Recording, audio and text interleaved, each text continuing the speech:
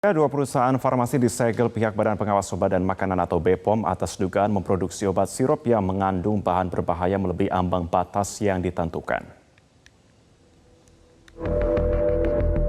Badan Pengawas Obat dan Makanan mencabut sertifikat CPOB untuk fasilitas produksi dua industri farmasi yang memproduksi obat sirup mengandung etilen glikol dan dietilen glikol. Kepala BPOM Penny Lukito menyampaikan pencabutan izin dilakukan karena kedua industri farmasi tersebut diduga menggunakan pelarut propilen glikol mengandung EG dan DEG di atas ambang batas. Dua industri farmasi tersebut adalah PT Yarindo Pharmatama berlokasi di Serang, Banten dan PT Universal Pharmaceutical Industry berlokasi di Medan, Sumatera Utara. Tindakan ini merupakan respon cepat BPOM sehubungan dengan adanya kasus gagal ginjal akut yang menyerang anak-anak diduga berkaitan dengan cairan EG dan DEG.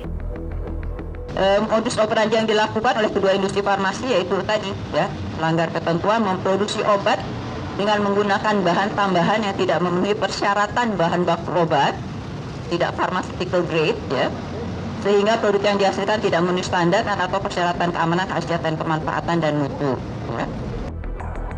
Sementara itu, Direktur Tindak Pidana Tertentu Bareskrim Polri, Brigjen Pipit Rismanto menyampaikan, hingga saat ini pihak kepolisian masih melakukan pemeriksaan terhadap perusahaan farmasi PT Afi Farma yang diduga melakukan tindak pidana dalam memproduksi obat sirup.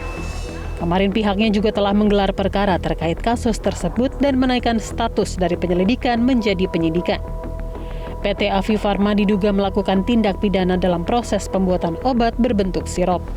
Setelah dilakukan uji laboratorium oleh BPOM, diketahui kandungan etilen glikol dalam salah satu obat produksi PT Afi Farma mencapai 236,39 mg dari yang seharusnya 0,1 mg. Setelah kemarin kita melakukan penyelidikan, jadi penyelidikan yang kita lakukan tentunya kita harus mencari tahu apa yang menjadi penyebab daripada gagal ginjal. Pembuktian formil kita tentunya kita kaitkan dengan pasal yang disangkakan memang ada yang dilanggar di situ. Disitulah kita menaikkan bahwa terjadi tindak pidana, makanya kita tingkatkan menjadi penyidikan. Kami juga akan mendalami unsur kelalaian maupun kesengajaannya. Diketahui ada 255 anak terkena gagal ginjal akut misterius yang tersebar di 22 provinsi. Sebanyak 143 diantaranya meninggal dunia sejak Agustus 2022 hingga Selasa 25 Oktober 2022. Ratusan anak meninggal dunia diduga kuat akibat meminum obat sirup tercemar etilen glikol dan dietilen glikol. Tim Liputan Metro TV.